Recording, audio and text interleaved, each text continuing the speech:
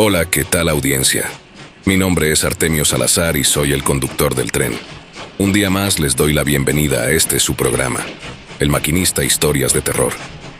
Así que prepárense un café, pónganse los audífonos y disfruten este relato.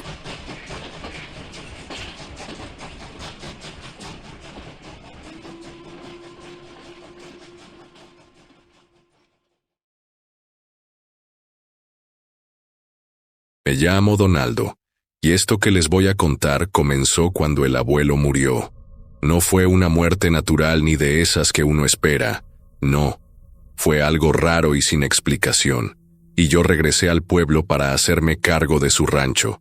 Me acuerdo que, en cuanto puse un pie en esa tierra, algo me dio mala espina. Como uno sabe que va a llover, pero no llega la tormenta.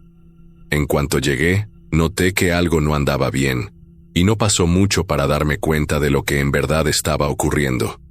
El primer día en el rancho empezó normal, igual que siempre. El sol pegando fuerte, los perros corriendo por ahí, las gallinas escarbando. Pero entonces, por la tarde, me encontré con una sorpresa desagradable. Una cabra estaba tirada, muerta, a medio campo. Pero no estaba muerta nomás, ¿eh? Era algo brutal, como si la hubieran agarrado entre varios animales. Tenía el pecho abierto, las costillas rotas y los ojos bien abiertos, como si hubiera visto algo que no podía ni explicar. Aquello no era obra de un coyote ni de un perro. Lo que fuera que hizo eso, era mucho más grande y maldito. En la noche me fui a la cantina a hablar con los vecinos y preguntar si ellos también habían tenido problemas con los animales. Varios ya sabían lo que iba a decir antes de que abriera la boca. Uno de los viejos campesinos, don Chucho, me miró, y como si fuera un secreto, me dijo despacito: «Eso fue el nahual, Donaldo, no lo dudes». Yo le contesté queriendo reírme para que no me vieran como un cobarde, que el nahual eran puros cuentos, pero en el fondo la duda se me quedó, y más porque varios vecinos me contaron historias parecidas de animales despedazados. Y no solo a mí. En varios ranchos, vacas, gallinas, hasta caballos, estaban siendo atacados. Era como si algo se hubiera desatado de la noche a la mañana. Luego, a los pocos días, nos juntamos varios para intentar cazar a lo que andaba matando el ganado. Salimos con lámparas, machetes, hasta rifles, por si aquello se nos ponía feo. Caminamos en fila, bien callados, como si el puro silencio nos fuera a proteger de lo que había ahí afuera. Fue una de esas noches en las que no se escucha nada, ni grillos ni el aire moviendo las ramas, nada. Todo parecía muerto. Y entonces, cerca de medianoche, escuchamos un aullido que heló la sangre. Era un sonido de esos que uno nunca se le olvida, una mezcla de grito humano y rugido de bestia. No alcanzamos a ver nada, pero el miedo se sintió en cada uno de nosotros. Luego, al tercer día, otra sorpresa. Encontré un cajón viejo, con cerradura oxidada, en la cabaña del abuelo. Decidí forzar la cerradura y ahí, entre polvo y telarañas, hallé lo que menos me esperaba, un diario. El diario de mi abuelo, don Pascual. Las primeras páginas hablaban de su vida normal, de cómo había aprendido a trabajar la tierra y cuidar del ganado. Pero unas páginas más adelante, el tono del diario cambiaba. Se volvía más sombrío, y mi abuelo empezaba a escribir sobre una criatura que, según él, merodeaba por el pueblo cada ciertos años. A medida que iba leyendo, me quedé helado. Ahí estaba, en letra clara, el nombre, Nahual. Según mi abuelo, no era solo una leyenda, sino algo real, algo que él había enfrentado. Describía noches en las que salía armado con machetes, amuletos y hasta rezos que le daban los curanderos del pueblo para ahuyentar a la bestia. Relataba cómo había visto a la criatura, describiéndola como una sombra enorme que tomaba formas de animales distintos, a veces perro, a veces toro, y en otras, un coyote con colmillos tan largos que parecían puñales. Lo más aterrador fue cuando encontré una descripción que mencionaba cómo el nahual lo había visto directamente a los ojos. Mi abuelo decía que, en ese momento, sintió como si el tiempo se detuviera, como si estuviera viendo algo que venía de otro mundo. Esa mirada, la mirada de muerte que jamás olvidaré, escribió en letras apretadas, casi como si sus dedos temblaran al escribirlo. Decía que después de esa noche no volvió a dormir tranquilo y que cada tanto el nahual regresaba, como si supiera que mi abuelo lo acechaba. El diario terminaba abruptamente, sin ninguna conclusión clara de cómo acabar con la bestia, pero la última página estaba manchada de algo oscuro, casi como sangre seca, y solo decía: si el nahual regresa, ya sabes qué hacer, muchacho. No dejes que te vea. Al terminar de leer sentí que el corazón se me quería salir del pecho. Las manos me temblaban y la idea de que todo eso era real me aterrorizó.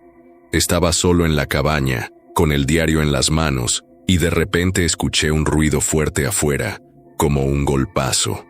Me asomé por la ventana, y ahí estaba, a unos metros de la cabaña, algo moviéndose entre los matorrales. No podía ver bien, pero juro que, por un instante, vi dos ojos brillantes que me miraban desde la oscuridad. No era un animal cualquiera, eso lo sabía, y supe que estaba ante el comienzo de una pesadilla que solo había escuchado en los cuentos de viejos. Esa noche no dormí nada. Tenía en la cabeza la última frase del abuelo: no dejes que te vea, como si fuera una sentencia. Cuando aclaró el día, andaba todo desvelado, pero decidido a no dejar que el nahual se me fuera a burlar. Me puse a pensar en lo que mi abuelo había escrito y decidí hacer algo parecido. Empecé mi propio manual para acabar con un nahual, aunque, para ser honesto, ni idea tenía de cómo se le hacía. Nomás sabía que si el abuelo no había podido matarlo, pues me tocaba a mí acabar lo que él no pudo. Así que agarré una libreta vieja y le puse de título: Guía para acabar con un nahual, como si con ponerle título ya me diera valor. Y ahí empecé a escribir lo que me acordaba de las historias que contaban los viejos y lo que había leído en el diario del abuelo. Lo primero que apunté fue que el nahual siempre llegaba de noche y que, según mi abuelo, no se podía acercar al fuego. Bueno, eso ya era algo. Si no podía acercarse al fuego, entonces me iba a surtir de antorchas. Pasé el día planeando y escribiendo. En una hoja apunté: el fuego lo mantiene alejado, y me puse a hacer una especie de trinchera alrededor de la cabaña, con antorchas, carbón y todo lo que pudiera prenderse. Luego, en otra página anoté: no lo enfrentes sin protección, porque, según el abuelo, aquel bicho podía desbaratar a cualquier hombre con solo tocarlo. Entonces pensé en hacerme unos amuletos, como los que mi abuelo mencionaba en su diario. Fui con doña Aurora, la curandera del pueblo, y le pedí unos amuletos para protegerme del nahual. Ella me miró serio y me dijo que esos amuletos eran cosa seria, que no eran de adorno, como me dijo. Pero cuando le expliqué lo que estaba pasando, nomás suspiró y me hizo uno, aunque no dejó de advertirme que con el nahual no bastaba nomás echarle valor. Esa misma noche, probé el primer plan. Encendí todas las antorchas alrededor de la cabaña y me senté en la mecedora a esperar, machete en mano y con el amuleto de la vieja Aurora colgado al cuello. El viento se sentía helado, como si anunciara que algo malo estaba por llegar. Todo estaba en silencio, ni los grillos cantaban, y el puro crujir de las llamas era lo único que rompía esa calma. Y entonces se oyó un ruido fuerte, como un golpe en la cerca. Mi corazón empezó a latir más rápido, pero traté de no perder el control. Me levanté despacio, con el machete en la mano, y caminé hacia el ruido. A unos metros de la cerca, vi algo horrible. Un animal enorme, como un perro, pero mucho más grande, con el pelaje revuelto y una especie de ojos brillantes que me miraban fijo. El maldito estaba viendo directamente las llamas, y pude ver cómo sus ojos se achicaban, como si el fuego le molestara, pero no se iba. Se quedó ahí, inmóvil, viéndome. No aguanté más y le lancé una antorcha directo al hocico. La bestia soltó un gruñido como si el fuego le doliera y dio un brinco hacia atrás, pero sin apartar la mirada de mí. Se me quedó viendo con esos ojos infernales, como si me dijera que esa noche no me iba a matar, pero que estaba marcado. Y entonces se fue, pero no se fue corriendo. Se fue caminando lento, dándome la espalda como si supiera que iba a volver. Después de aquella noche, tuve claro que el fuego no iba a ser suficiente. Ese maldito nahual regresaría, y yo apenas había logrado espantarlo un rato. En mi cuaderno apunté: el fuego le duele, pero no lo mata. Con eso en mente, empecé a pensar en maneras de hacerlo pedazos. Tenía que encontrar algo que lo detuviera para siempre, y si el abuelo había sabido tanto, alguna pista debía haber en su diario que me ayudara. Pasé horas leyendo cada palabra del diario, como buscando algún secreto escondido. El abuelo había descrito sus encuentros con el nahual con detalles que me ponían la piel de gallina.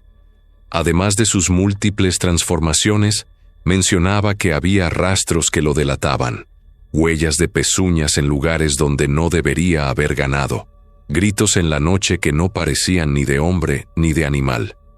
Decidí ir a preguntar a don Ramón, un ranchero viejo y amigo de mi abuelo. Era uno de los pocos que quedaban en el pueblo y sabía muchas historias del nahual. Llegué a su rancho y le conté lo que había estado pasando, desde los animales muertos hasta el encuentro que tuve con la bestia la noche anterior. Don Ramón me miró serio y me dijo: «Ese nahual no es cualquier cosa, muchacho. Tu abuelo lo enfrentó varias veces, pero nunca se atrevió a hacer lo que realmente se necesita para matarlo». «¿Y qué es eso?», le pregunté, ansioso. Don Ramón soltó un suspiro pesado, como si no quisiera decírmelo. «Ese tipo de criaturas solo mueren si les quitas algo valioso, su corazón o su sangre. Pero el problema es que el nahual no es un simple animal. No va a dejar que te acerques tan fácil, y su sangre es tan peligrosa que puede volverse contra ti». Esa última parte me dejó helado, pero algo en mi interior me decía que debía intentarlo. Agradecí a don Ramón y volví al rancho, con la cabeza llena de ideas y planes para atrapar al nahual. Esa noche me preparé mejor. Cargué el machete, me aseguré de tener antorchas de sobra y, por si acaso, colgué unos ajos alrededor de la cabaña, pues había oído que a algunas cosas del mal les molestaba el olor. El reloj marcaba la medianoche cuando escuché un gruñido bajo, casi un murmullo, pero suficiente para erizarme el pelo de la nuca. Me asomé por la ventana y ahí estaba de nuevo, solo que esta vez no era un perro, sino un guajolote enorme, con las plumas negras como el carbón y unos ojos rojos que parecían antorchas encendidas en la oscuridad. Me miraba desde la orilla de la cerca, esperando, como si supiera que estaba ahí, observándolo. El maldito lanzó un grito desgarrador, un sonido que se sintió como si me arrancara el alma. No aguanté más y salí corriendo hacia él, machete en mano, con las antorchas encendidas detrás de mí. Cuando estaba cerca, le lancé una de las antorchas directo al pecho, y la criatura se sacudió, lanzando cenizas y plumas quemadas al aire, pero en lugar de huir, se quedó mirándome con odio. En ese momento, comprendí que no iba a asustarse tan fácil. Era yo o él. Entonces, sin pensarlo dos veces, levanté el machete y me lancé sobre él.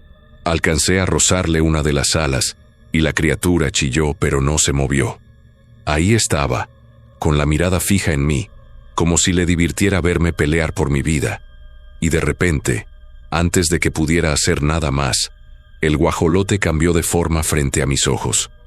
Sus plumas empezaron a caerse, sus patas se alargaron, y de pronto, en lugar del guajolote, ahí estaba un hombre, alto y flaco, con una sonrisa torcida y unos ojos rojos que me hicieron sentir el miedo más puro que había sentido en mi vida. Fue en ese instante que me di cuenta de lo que realmente enfrentaba. Intenté no mostrar miedo. Sabía que ese nahual, o lo que fuera, me estaba midiendo. Él era más astuto, y yo apenas estaba aprendiendo. Respiré profundo y recordé lo que había leído en el diario del abuelo. El nahual siempre busca quebrarte el espíritu antes que el cuerpo. Pues yo no iba a darle ese gusto, o al menos eso pensé. Di un paso hacia él, machete en mano. El hombre me sonrió de lado, burlón. Sin decir nada, levantó una mano y la pasó lentamente por su pecho, donde antes el guajolote tenía una herida de quemadura. Vi cómo la piel se curaba sola, dejando apenas una mancha oscura, como si la quemadura nunca hubiera existido. En ese momento, entendí que estaba en más problemas de los que creía. ¿Tú crees que el fuego va a acabar conmigo?, me dijo, su voz áspera y profunda. No era humana, era una mezcla entre el grito de un animal y un susurro de ultratumba. No supe qué responder. Mis piernas flaquearon, pero me quedé firme. Fue entonces cuando él dio un paso hacia mí, y sin pensarlo, lancé el machetazo directo a su brazo. Le di con toda mi fuerza, pero la hoja apenas lo hirió. A pesar del golpe, él apenas retrocedió, como si le hubiera dado un empujón leve. En cambio, su sonrisa se borró, y sus ojos se volvieron más oscuros. Él levantó su otra mano, y antes de que pudiera reaccionar sentí un dolor helado en el pecho, como si algo me atravesara el corazón y me jalara hacia él. Me doblé de dolor, respirando apenas, mientras él seguía mirándome con esos ojos encendidos. En ese momento pensé que ya estaba muerto. Sentí que la vida se me iba, pero por algún milagro logré mantenerme en pie. Fue entonces que recordé lo que don Ramón me había dicho. El nahual no es invencible, solo tienes que encontrar la forma de sacarle el corazón. Aquella idea era tan desesperada que, en mi estado, parecía la única opción. Así que, con el poco aliento que me quedaba, me obligué a retroceder, a crear distancia entre nosotros. «¿Ya te cansaste, muchacho?», se burló acercándose lento. A pesar del dolor, levanté el machete una vez más. Sin embargo, en lugar de atacarlo directamente, pensé en algo que había visto en el diario del abuelo. Los nahuales son vulnerables cuando están en su forma humana. Aproveché esa idea y busqué atacarlo con movimientos rápidos, impredecibles, tratando de desgastarlo. Él reaccionó con más fuerza, y me lanzó una patada que me tiró al suelo. El impacto fue tan fuerte que sentí el aire escaparse de mis pulmones. Pensé que iba a acabar conmigo ahí mismo, pero entonces lo vi tambalearse, como si algo lo distrajera. Aproveché ese segundo de duda para ponerme de pie, aunque apenas podía sostenerme. Con el machete todavía en la mano, busqué un punto en su pecho, donde creía que podría clavarle la hoja y, tal vez, llegar al corazón. Sabía que solo tenía una oportunidad, y que, si fallaba, ese maldito me despedazaría sin misericordia. Cuando vi que se acercaba de nuevo, me lancé hacia él con todo lo que tenía, apuntando directo al centro de su pecho. El machete se hundió en su carne, y el tipo soltó un gruñido tan profundo que me retumbó en los huesos. Lo miré a los ojos, y, por un segundo, juraría que vi algo parecido al miedo en su mirada. No soltó ni un grito, solo un quejido seco, como si supiera que esto iba a pasar. El nahual cayó de rodillas frente a mí. Lo vi luchar para mantenerse en pie, pero sus piernas ya no le respondían. Me di cuenta de que el machete le había llegado al corazón, o al menos lo suficiente para debilitarlo. Me quedé ahí, con el pecho subiendo y bajando, apenas entendiendo lo que acababa de hacer. Me había costado demasiado, pero al fin, ahí estaba, el maldito nahual caído, con los ojos perdiendo ese brillo demoníaco. Un silencio pesado se apoderó de todo, como si la misma noche estuviera conteniendo el aliento. Vi como la vida se le iba y algo en mí se quebró. No fue alegría ni alivio. Era como una sensación de vacío, de algo que no podía entender bien. Me quedé mirando cómo su cuerpo empezaba a deshacerse lentamente en la tierra, como si nunca hubiera estado ahí, dejando apenas una mancha oscura donde había caído. Con las manos aún temblorosas, tomé el machete y lo limpié en mi camisa. Recordé entonces el diario de mi abuelo y su voz retumbando en mi cabeza. Si vas a enfrentarte al nahual, escribe cada paso, cada detalle, no dejes nada fuera. Yo había seguido esas instrucciones al pie de la letra, y ahora había terminado lo que él nunca pudo. Cuando volví a la casa, agarré el diario y le añadí las últimas líneas, describiendo cómo acabé con el nahual, cada movimiento, cada truco que usé. En ese momento, sentí una mezcla de orgullo y responsabilidad, como si este fuera mi legado, lo único que quedaría de todo el esfuerzo de mi abuelo y de lo que yo había sufrido. Pasaron unos días después de esa noche, y aunque esperaba sentir paz, algo dentro de mí no me dejaba en calma. Dormía mal y en la oscuridad de la noche empezaba a sentir una extraña inquietud, como si no estuviera solo en mi propia cabeza. Me despertaba sudando, con una sensación rara, como si mi cuerpo respondiera a impulsos que no eran míos. Notaba cómo mi piel se erizaba sin razón, cómo mis manos temblaban en ciertos momentos, y un instinto, un deseo profundo, empezaba a crecer en mi pecho, uno que no entendía pero que cada día se hacía más fuerte. Una noche, ya sin poder soportarlo más, fui a ver a don Ramón. Él había sido el primero en hablarme del nahual y sabía más de esas cosas que cualquiera. Le mostré el diario que había escrito y le conté lo que me estaba pasando. Don Ramón me miró en silencio, con una expresión que mezclaba tristeza y resignación. «Don Aldo», me dijo con voz baja, «los nahuales no se matan así nomás, ellos eligen. Cuando un nahual siente que es su momento, encuentra a quien quiera que lo reemplace. No fue casualidad que tú lo enfrentaras. Él estaba buscando su final, y alguien que tomara su lugar». Sentí un escalofrío recorrerme el cuerpo. Las palabras de don Ramón parecían cobrar sentido. Me acordé de aquella mirada del nahual antes de morir, como si supiera lo que estaba pasando. No había sido mi valentía ni mi fuerza lo que lo mató. Fue él quien quiso morir, quien buscaba una salida, y en el proceso me había convertido en su sucesor, sin yo haberlo entendido. Le entregué la guía para matar a un nahual, a don Ramón, sabiendo que ya no me pertenecía. Él sabría qué hacer cuando la bestia se apoderara de mi cuerpo. Don Ramón aceptó el diario sin decir nada, con una mirada de lástima que me hizo sentir pequeño. Me dio una palmada en el hombro, como si intentara consolarme, pero sabía que no había nada que él pudiera hacer. Esa noche, volví a mi casa con una sensación de derrota. Me senté en la oscuridad y me di cuenta de que estaba esperando, como si algo dentro de mí ya supiera lo que iba a pasar. Sentí mis manos temblar de nuevo. Mi piel se erizó y el instinto regresó, más fuerte, como si me jalara hacia un lugar que no entendía. Mi cuerpo reaccionaba solo, empezaba a obedecer una voluntad diferente a la mía. Sabía que, tarde o temprano, el espíritu del nahual despertaría en mí, y que yo, don Aldo, ya no sería el mismo. Pasaron algunas noches y cada vez que el sueño me vencía, veía al nahual en mis sueños, me veía a mí mismo recorriendo los mismos caminos, cazando en los mismos campos. Me di cuenta de que el cambio ya estaba en marcha, y ahora, cada paso, cada noche que pasaba, sentía cómo me alejaba de mi vida y cómo, sin querer, me convertía en el nuevo nahual del pueblo.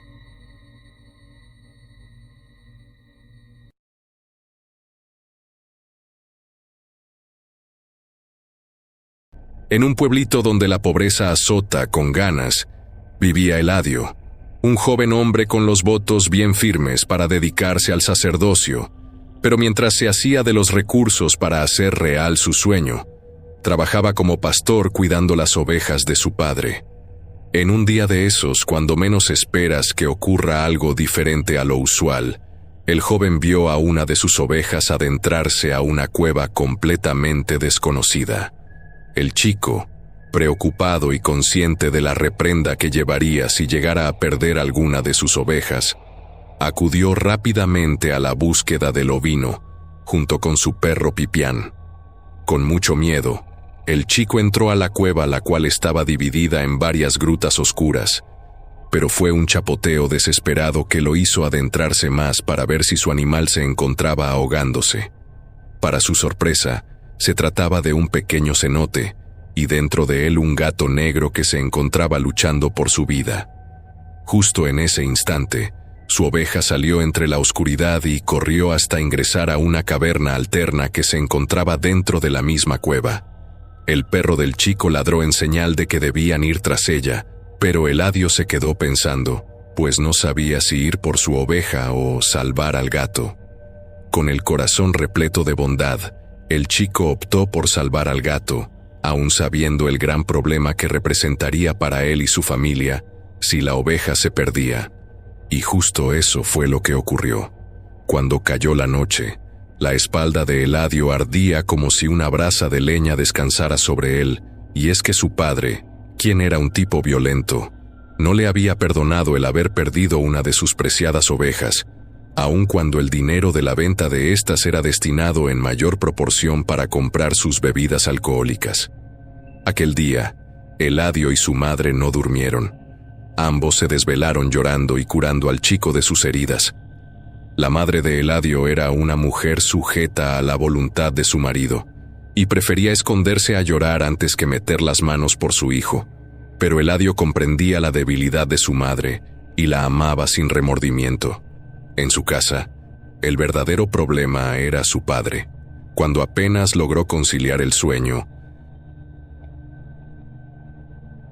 el joven fue despertado por su padre, quien apestaba a alcohol, y fue obligado a llevar a pastar a las ovejas sin que al hombre le importara el estado de su hijo. El chico, con gallardía, se puso de pie para cumplir con su jornada laboral, y no se quejó para nada, aun cuando el sudor resultante del calor abrasador le causaba un ardor en sus heridas que le quemaba hasta el alma. Eladio le contaba a Pipián todo lo que había ocurrido mientras caminaban junto con el rebaño de ovejas. Él le decía al perro todo lo que le había ocurrido sin omitir detalle de los malos tratos de su padre. Pero el joven era optimista y tenía la gran habilidad de pulir todo lo malo, hasta que de ello saliera algo bueno. Él le conversaba a su perro que Jesús había vivido cosas peores, y había muerto en la cruz por todos nosotros. Entonces, él no se sentía con el derecho de quejarse ante lo que le ocurría, y muy al contrario, agradecía a Dios por seguir con vida para continuar obrando bien. Después de una larga caminata, el chico se sentó a descansar debajo de un árbol de ceiba, y le encargó a Pipián que vigilara las ovejas. Aún adolorido y falto de descanso, al chico no le costó mucho quedarse dormido, pero los ladridos de su perro lo despertaron. Vio cómo Pipián ladraba con desespero en dirección a un camino de terracería que llevaba hacia la cueva, donde ayer se le había extraviado su oveja. Eladio, aún desconcertado, fue hacia Pipián y trató de tranquilizarlo, pero el perro parecía estar poseído por un demonio. El pelaje de su lomo se encontraba erizado, y de su boca emitía bastante espuma por cada ladrido que emitía. El pastor, quien hasta ese momento aún no había mirado hacia la cueva, volteó para ver qué era lo que tanto inquietaba a su perro, y allí fue que se percató de una sombra que los estaba observando sin salir de las penumbras de la gruta. Al ver esto, el chico sintió su corazón latir con fuerza y, presa del miedo, decidió cargar a su perro y salir huyendo de allí, pero para su mala fortuna, Pipián se soltó de sus brazos y corrió al encuentro con la sombra. Con temor, el joven corrió tras de él y cuando llegaron a la entrada de la cueva, ante su sorpresa, vio salir de ella a una joven hermosa y de piel canela, quien sujetaba a una oveja, la misma que ayer se le había perdido. «Creo que este animalito te pertenece», dijo la chica. Eladio la miró y no entendía nada de lo que estaba ocurriendo. pero una gran felicidad invadió su ser, pues había encontrado a la oveja que le había costado una golpiza. El chico le agradeció a la joven por devolverle a su oveja, y superando la pena que lo asediaba al tener contacto con una mujer tan bella, le preguntó si era de por los rumbos, pues él había pastado por allí desde que tiene uso de razón y nunca la había visto con anterioridad. La chica sonrió y le contestó que desde siempre había tenido su refugio en esa cueva, pero ella era una nómada, ya que nunca vivía en un lugar fijo. Sin embargo, ese era uno de sus sitios favoritos y siempre regresaba, tomando ese rincón oscuro como su cobijo temporal. Aquel día, Eladio llegó rebosante de alegría a su casa, y no era para menos. Había logrado llegar con la oveja extraviada, pero apenas dio el primer paso, vio a su madre llena de golpes y ensangrentada. La sonrisa se le borró, y cuando se acercó a ella para preguntarle qué había ocurrido, salió su padre del baño. Eladio quiso decirle que había logrado encontrar la oveja, pero el señor se le fue encima con una furia desbordante y comenzó a golpearlo sin motivo aparente. Ya después que desquitó su coraje hasta el cansancio, le pidió a su mujer que le sirviera un plato de frijoles y después de cenar, salió a seguir bebiendo. El joven Eladio se encontraba en el piso, golpeado y con el rostro completamente ensangrentado. Su madre, quien estaba igual que el chico, se levantó, abrazó a su hijo y comenzó a curarlo. El chico no dijo palabra alguna y solamente derramaba lágrimas de sangre. Después que su madre le limpió sus heridas, lo dejó solo para que pudiera descansar. A pesar de todo, el chico sentía que en lo profundo de su corazón nacía un sentimiento de emoción y felicidad, y no era causado por haber recuperado a su animal extraviado. Dicha sensación obedecía más al hecho de haber conocido a la chica. Pero él sabía que nada de eso estaba bien, pues él quería hacer real su sueño de ser sacerdote, y así fue como entre pensamientos de felicidad y arrepentimiento, el joven quedó dormido. El día siguiente, antes de que cante el gallo, su madre acudió a levantarlo, pero se dio cuenta que su hijo estaba inmóvil. La mujer de nombre Antonia hizo todo lo posible para levantar a su hijo, pero desafortunadamente, el chico había muerto de dolor. La desconsolada madre de Eladio dio aviso al doctor del pueblo, pero este solamente confirmó lo que la señora había visto. El joven pastor había pasado a mejor vida. Desafortunadamente, y a pesar de los esfuerzos de la mujer, la justicia, como de costumbre, brilló por su ineptitud. Pues el comandante de la comisaría era compadre de su esposo, e hizo lo necesario para que los cargos en contra del malnacido hombre no procedieran. Tal situación provocó que el hombre le tuviera un rencor mayor a su mujer, y las escenas de violencia se volvieron aún más recurrentes. En los días posteriores, Antonia se encontraba devastada. Una de las pocas razones por lo cual aún seguía en pie era por su hijo, pero ahora no podía borrar de su memoria el funeral de Eladio, al que, por cierto, su esposo no acudió por estar en la cantina. Los días pasaron y ahora, sin haber nadie que llevara a pastar a las ovejas, el marido de Antonia la obligó a hacerlo, y ésta aceptó sin contratiempos, pues le tenía un terror sin igual a ese hombre. Así fue como con la compañía de Pipián se fue al campo con sus ovejas. Pipián, quien era un perro muy inteligente, le mostró a la mujer cuáles eran los mejores sitios donde él, acompañado de Eladio, solían llevar a las ovejas. Los días pasaron, y Antonia turnaba su nueva actividad con los quehaceres de la casa. Por esa razón, a diario terminaba completamente agotada. Sin embargo, mantener su mente ocupada le ayudaba con la pérdida de su hijo, y por eso nunca se quejaba de sus duras jornadas. A veces, solía llevar con ella algunas camisas de su marido, por si se cruzaba con algún riachuelo, y de esa manera aprovechaba para también lavar la ropa. Un día, Pipián llevó a Antonia al lugar donde el pastor acostumbraba a sentarse a descansar, debajo del ceibo, muy cerca de la misteriosa cueva. de la misma manera como alguna vez su hijo lo había hecho. Antonia se acomodó en la sombra debajo del árbol y comenzó a recordar a su querido Eladio. Entre el sufrimiento y el llanto de los recuerdos, la mujer se quedó dormida y solamente despertó ante los insistentes ladridos de Pipián. Al levantarse, caminó hacia donde se encontraba el perro para tranquilizarlo, y allí vio a un gato negro internarse en la cueva. El perro, impulsado por su curiosidad, corrió para perseguir al gato, y la mujer hizo lo mismo con tal de ir tras su mascota. Ambos entraron a la cueva y escucharon una voz masculina pidiendo ayuda. Para el asombro de la mujer, vio que en ese sitio se encontraba un cenote, y dentro de él, un gato negro que se estaba ahogando.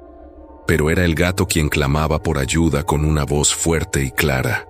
Lo primero que pasó por la mente de Antonia es que todo eso era obra del diablo. Luego se persignó y se dispuso a salir corriendo de la cueva, pero Pipián saltó hacia el agua y nadó para rescatar al gato. La mujer dudó si podía ayudar a ambos, pero cayó en cuenta de que el perro era lo más cercano que tenía de su difunto hijo. Aún así, la mujer salió corriendo de las grutas, dejando a ambos animales. Pero este acto fue momentáneo, pues solamente había ido por un tronco seco que se encontraba a las afueras y luego regresó. Con la ayuda de este, logró jalar para sí a Pipián y al gato, el cual, al salir, ante la mirada aterrorizada de la mujer, le dio las gracias. El felino sonrió ante la reacción de la fémina. Si temes al verme de esta forma, no quiero ni pensar en lo que te podría ocurrir si me vieras en mi forma real. Ahora me ves como un gato, pero también podrías verme así, dijo el gato, quien se había ocultado entre la oscuridad de la cueva mientras hablaba hasta perderse, y después había salido en forma de mujer, la misma que había visto Eladio el día en que murió. Antonia no entendía nada de lo que estaba ocurriendo. En su vida nunca se había llevado tantas impresiones comparado a todas las que había tenido en estos últimos días. ¿Qué eres?, dijo Antonia sorprendida. Soy todo y nada a la vez, dijo la joven de forma relajada. Pero bueno, al igual que tu hijo, que, por cierto, en paz descanse, has descubierto uno de mis sitios favoritos para descansar y cumplir con mi encomienda. Antonia se sorprendió al escuchar que la chica conocía a Eladio y, peor aún, sabía de su muerte. ¿Cómo conoces a mi hijo y cómo sabes de su muerte?, preguntó Antonia severamente afectada. Eladio, mi querido Eladio, a veces me es difícil esto porque hay mucha gente como tu hijo que vale lo que valen 100 personas como tu marido. Pero yo solamente tengo que hacer mi labor. Y sí, conozco a Eladio, porque yo me lo llevé. Al decir eso, el cuerpo de la chica emitió una sombra que pudo verse aún entre la oscuridad, y Antonia vio con claridad que se trataba de una enorme figura con una capucha en la cabeza y una guadaña en la mano. No te cuestiones más, soy la muerte, pero descuida, tu hora no ha llegado, dijo la joven chica mientras la sombra desaparecía. Antonia sintió que sus piernas flaquearon y estuvo a punto de desmayarse. Pipián comenzó a ladrar ferozmente, resguardándose detrás de Antonia. Aún así, la joven caminó hacia ellos. Antonia permanecía inmóvil, pero la chica no tenía malas intenciones, solamente quería acariciar al perro. Y Pipián se calmó al sentir las tibias caricias de la muerte. «Qué lindo se siente estar acompañada de vez en cuando», dijo la chica sin quitar las manos del perro. Cuando Antonia sintió que regresó en sí, rápidamente salió huyendo del sitio y el perro corrió tras ella, dejando a la chica, la cual desapareció entre la oscuridad. Aquella noche, después de atender a su marido, la mujer se fue a dormir. En ningún momento dejaba de pensar en lo que le había ocurrido. Por momentos pensaba que quizás se lo había imaginado, pero todo era tan lúcido que era difícil intentar engañarse a sí misma. Para su mala suerte, La mujer cayó en cuenta que había dejado en la cueva una camisa de su esposo, la más elegante que tenía, y de sí o sí tenía que regresar por ella, a menos que quisiera otra golpiza a manos de su despreciable marido. Al día siguiente, la mujer, junto con Pipián, fueron al mismo sitio. Entró rezando con miedo, y en cuestión de segundos vio la prenda de su esposo. La tomó, y cuando estaba a punto de salir, el maullar de un gato la detuvo. Al voltearse, vio al gato negro ronroneando, y luego el felino le dijo: «¿Por qué rezas? ¿Qué te hace pensar que soy malo o que te haré daño?». En ese instante, una paz como hace mucho no había experimentado invadió a la mujer, y por primera vez no sintió miedo por la presencia de la muerte. «Esto no es fácil para mí, y sé que tú has llevado una vida difícil, mujer. Desde pequeña solo has conocido los abusos y la violencia. Sin embargo, tú has dado a cambio amor, y aunque no es tu hora, déjame decirte que cuando te toque, tu destino será el cielo, junto a Eladio». Antonia derramó unas lágrimas, y luego miró al gato, y éste se acercó para ser acariciado, cosa que la mujer realizó con cariño. Después de un rato de convivencia, el gato le dijo a la mujer: «Haré una excepción contigo. ¿Estás ansiosa de justicia?». Antonia asintió afirmando lo que el menino le preguntaba. «Entonces, te permito que hagas justicia por tu propia mano, y te daré la oportunidad de que elimines a todas esas personas que te han hecho daño o que tú consideres que le hacen un mal a la gente. Solamente necesitas hacer lo siguiente. Consigue una prenda de vestir de la persona y en un papel, escribe la manera como te gustaría que muera. Luego aviéntalo al cenote y yo me encargaré de lo demás, pero te aclaro que solamente aceptaré tu petición si la persona realmente merece morir. Y ahora te daré una muestra de lo que puedes hacer». En ese entonces el gato caminó hacia las sombras, y cuando salió de ella, lo hizo en forma de la bella chica. La joven caminó hacia Antonia. Tomó la camisa que ésta tenía entre manos, y luego la aventó hacia el ojo de agua, lo que dio inicio a un burbujeo. Y después, ante la mirada atónita de Antonia, comenzaron a reflejarse imágenes crudas de todos los hechos malignos que había realizado su esposo. Asaltos, riñas y momentos en los que había golpeado a ella y sobre todo a Eladio. «Solo es cuestión que arrojes una nota de muerte y yo haré lo demás», comentó la chica. Antonia estaba en shock y derramaba lágrimas, sobre todo al ver cómo el pobre Eladio había sufrido tanto a manos de su padre. Cuando regresó en sí, le dio las gracias a la chica y se quedó con ella platicando de otras cosas, además que a Pipián le encantaba jugar con la joven y a la joven le encantaba jugar con Pipián. Desde aquel día, Antonia comenzó a visitar a diario a la muerte, quien la recibía a veces siendo un lindo felino, a veces siendo la dulce y hermosa chica que alguna vez cautivó a Eladio. Comían juntas, jugaban juntas con Pipián. No obstante, y a pesar del poder que la muerte le había prestado a Antonia, ésta, dentro de la bondad que cubría su corazón, no tenía planes de acabar con nadie. Pero un día en el que visitó a sus viejos padres, su papá, quien había sido el primero en hacerla conocer la violencia familiar, quiso propasarse con ella. Esto desconcertó a Antonia, y recordó cuando siendo más chica su padre la maltrataba y la hacía sentir como si no valiera nada. Entonces, en un descuido, tomó uno de los sombreros del viejo, y esa misma tarde que fue a visitar a la muerte, aventó el sombrero hacia el cenote, junto con una nota dentro de él. Al ver esto, la muerte en forma chica sonrió y se aventó al agua, sacando el sombrero y la nota. Al leerla, la chica solamente miró a la mujer, al mismo tiempo que asentía. A la mañana siguiente, el comandante del pueblo fue a la casa de Antonia y desesperadamente la buscaba. Al salir para ver qué se le ofrecía, Antonia recibió la macabra noticia que su viejo padre se había roto un pie cuando regresaba de su milpa, y al no poder ponerse de pie, Había sido devorado por un grupo de perros ferales que vivían en el monte. Antonia fingió dolor y derramó algunas lágrimas frente al comandante. «Lo siento mucho, comadre.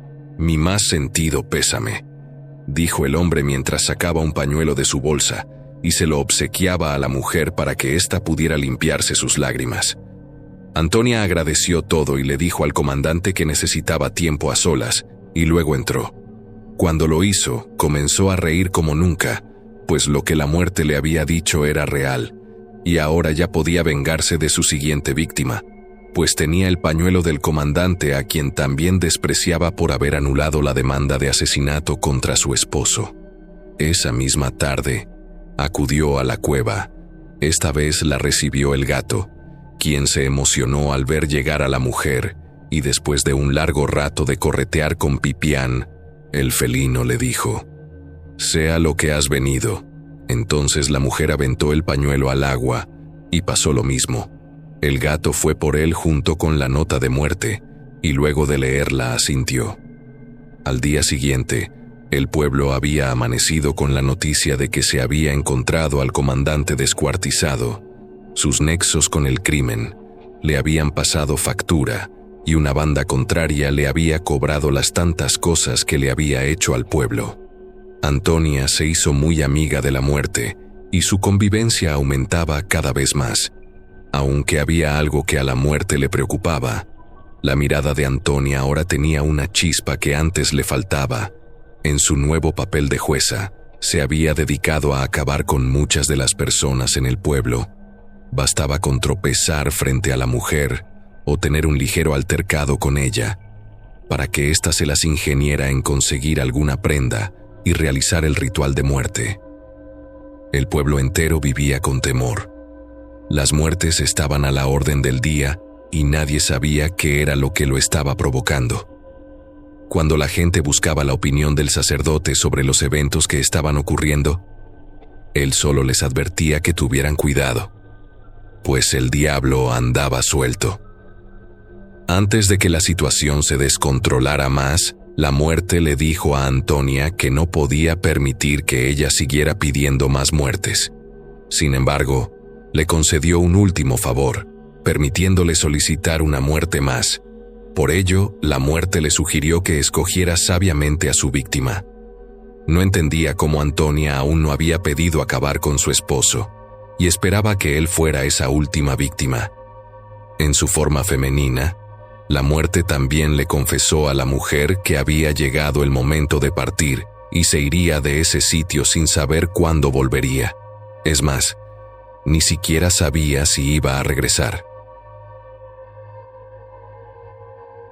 Ese día, se quedaron conviviendo hasta tarde, conscientes que serían los últimos días que pasarían juntas. Cuando Antonia se marchó del sitio, le prometió a la muerte que al día siguiente regresaría y le cocinaría el plato más delicioso que ella sabía hacer, pues su gallina había dado huevos y estaba esperando utilizarlos para una ocasión especial. La muerte se emocionó con la idea y despidió a Antonia con entusiasmo. Aunque cuando ésta se alejó, la chica se echó a llorar, pues ella sabía que nunca más volvería a ver a Antonia. Efectivamente, aquella noche Antonia de la Luz Rodríguez Quintana falleció a manos de su marido, quien la había golpeado hasta el cansancio solamente porque la mujer había llegado un poco más tarde de lo normal a su casa. Ella juraba que había estado con una amiga, pero él no le creyó, y el endemoniado hombre solo asestaba golpe tras golpe, mientras le recriminaba a la mujer por un supuesto amante que realmente nunca existió. Dicen que aquel día, a las afueras de la casa de Antonia, se escuchó a un gato llorar toda la noche, como si tratara de alertar a los vecinos para que salvaran a la mujer, pero nada se pudo hacer. La misma muerte sabía que nada podía cambiar el destino de las personas. Mi abuelo solía contar esa historia siempre con altibajos. A veces lloraba de tristeza y a veces de temor por todo lo ocurrido en esa familia. Pero eso sí, mi viejito aseguraba haber conocido al viejo don Gumersindo Pacheco, un hombre el cual se dice que fue muy malo en vida. Era un secreto a voces lo que se contaba de él, que había asesinado a su hijo, Eladio Pacheco, y también a su mujer Antonia Rodríguez, quienes a pesar de haber crecido conociendo solamente la violencia, habían sido buenas personas y supieron sobrellevar su vida a base del amor que se tenían el uno al otro. Después de acabar con su esposa, y ya no teniendo a nadie que interfiera con la justicia por él, Gumersindo tuvo una condena que le aseguraba estar en la cárcel del pueblo por muchos años, muchos más de los que le quedaba por vivir. El hombre vivió hasta ser viejo, pero la gente que lo rodeaba asegura que pagó con intereses todo el mal que había hecho. Los celadores de la cárcel aseguran que el viejo quedó loco, pues aseguraba que por las noches un gato entraba a su calabozo y se convertía en una bestia quien le arañaba la espalda y otras partes del cuerpo por horas sin parar. El hombre se quejaba de un dolor insoportable, pero lo extraño es que no tenía herida alguna.